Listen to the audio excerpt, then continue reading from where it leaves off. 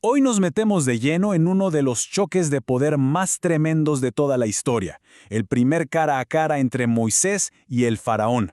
Lo que arranca como un simple pedido divino se convierte rapidísimo en una lección sobre la soberbia, la opresión más brutal y también sobre cómo hasta la fe de un líder puede tambalear. Vamos a desmenuzar juntos este momento clave del libro del Éxodo. Para entender bien cómo fue escalando este conflicto, vamos a seguir la historia en 5 partes. Primero, la petición divina que lo empieza todo. Después, vamos a ver la respuesta desafiante del faraón que lleva a un castigo casi sádico, hacer ladrillos sin paja. Luego, escucharemos el grito de un pueblo aplastado por esta nueva carga y al final veremos cómo esa desesperación siembra la duda en el mismísimo Moisés.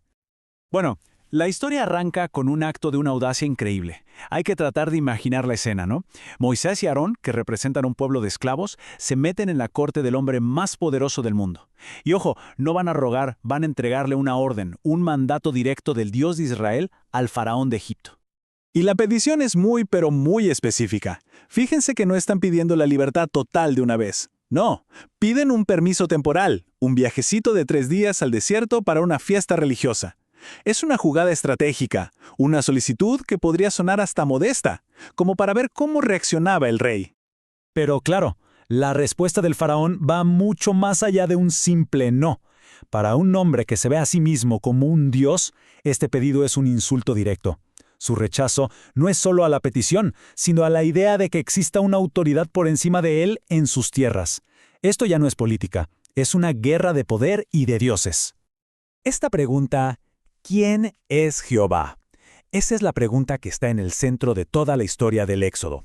No es una simple negativa, es un desafío frontal. El faraón, desde su trono, básicamente está diciendo, en mi reino a ese Dios no lo conozco. Y es esa afrenta la que va a desatar una serie de eventos para demostrarle justamente quién es Jehová.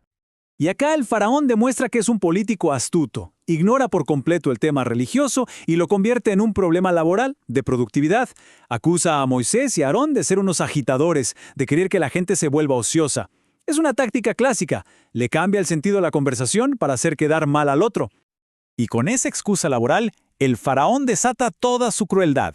No le basta con decir que no, impone un castigo para todos, una medida brillantemente malvada, pensada no solo para reventarlos con más trabajo, sino para matarles cualquier esperanza que pudieran tener. El decreto es de una maldad muy precisa. La paja no era un adorno, era un material clave para que los ladrillos de adobe no se desarmaran. Al quitarles el suministro, el faraón no les pide que trabajen más duro. Les está imponiendo una tarea imposible, saboteando su trabajo desde el principio. A ver, para que se entienda bien la trampa. La cantidad de ladrillos que tenían que entregar por día sigue siendo la misma, pero ahora encima tienen que sumar una tarea nueva y gigantesca, buscar su propia paja. Es una fórmula matemática diseñada para que fracasen, para después poder culparlos por no lograr lo imposible. El resultado es un caos total, inmediato. La gente se desparrama por los campos, buscando desesperadamente rastrojo, que ni siquiera servía igual que la paja. Y mientras tanto, los capataces encima de ellos apurándolos para que cumplan la meta del día.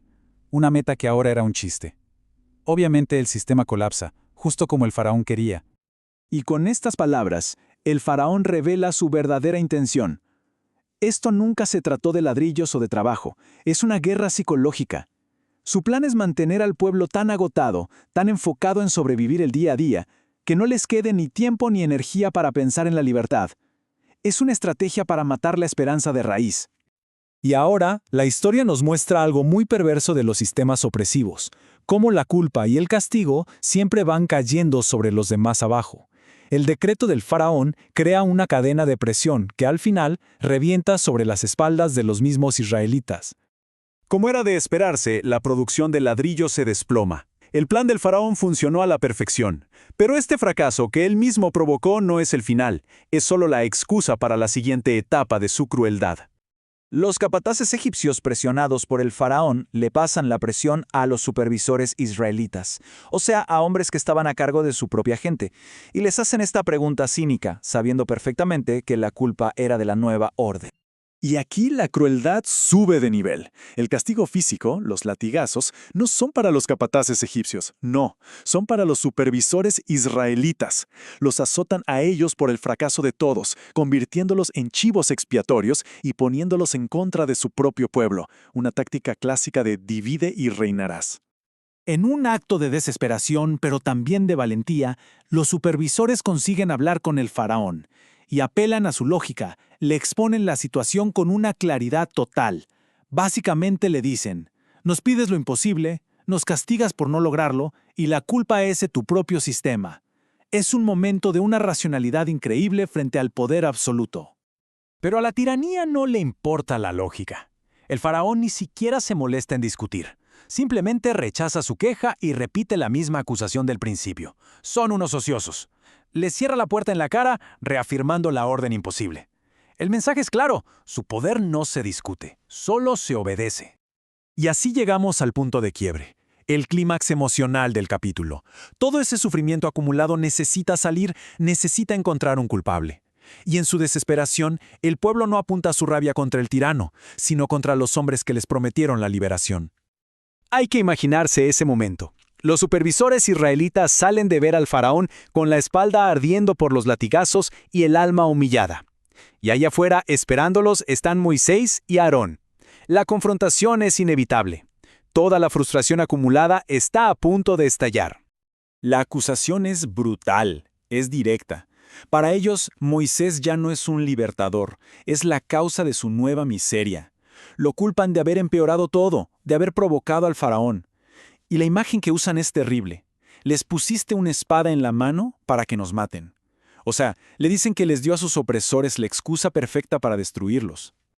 El capítulo no termina con una respuesta de Dios, sino con el eco de la duda humana en la voz del líder. Moisés, aplastado por el fracaso, por la acusación de su propia gente, se vuelve a Dios. Y le hace las mismas preguntas que seguro le queman por dentro. ¿Por qué permites que sufran así? ¿De verdad para esto me enviaste? La misión parece haber fracasado antes de empezar, dejándonos con esa pregunta en el aire.